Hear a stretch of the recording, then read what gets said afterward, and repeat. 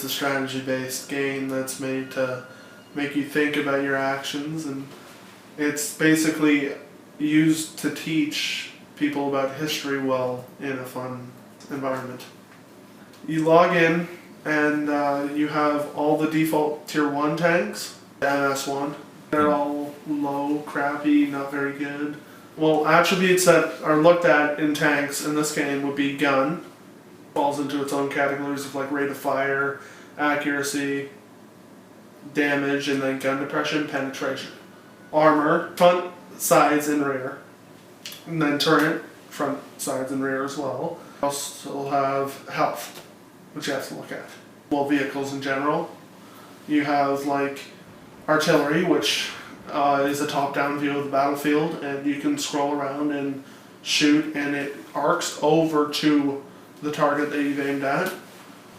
You have light tanks, which are scouts for artillery usually, or tank destroyers, which is another one. Tank destroyers tend to not have turrets and have long guns that are accurate. Well, between 1 and 4, they're all about the same. They're not very good. They're kind of slow tanks with very little armor.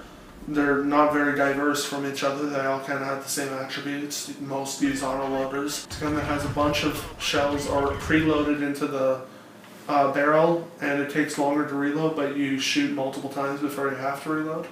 Beyond there, you have to start getting into more diverse tanks, like you got the T1, the Duck, which is the AMX-40, the Dome, and that is French. All French tanks look weird.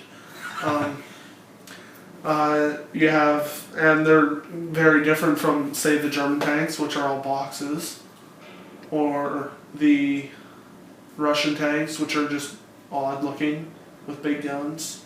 Beyond tier 5, you have like 6 through 7 are pretty much even. Between 5 to 7, you can kill something from a tier 5.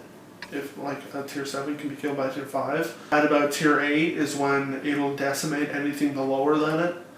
Old matchmaking would have put you up against tier 10s in your first battle, but the new matchmaking system makes it so that you can only go 2 tiers above or 2 tiers below. Would you say that's a fair way to... That is a really crappy system. It needs to be 1 above or 1 below, probably about 300. 300 times. Yeah.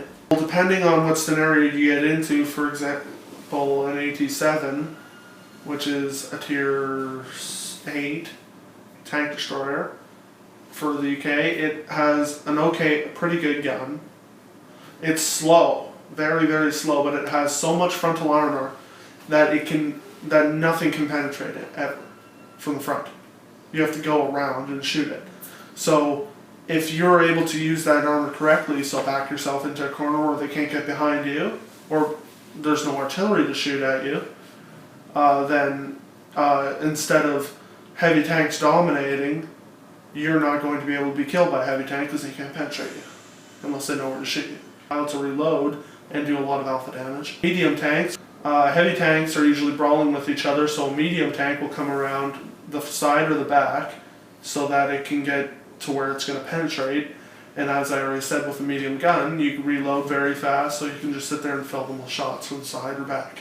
Well, to get to the next tank, you have to get 2 things. One being money, the type of currency, which is called credits in this game, or silver.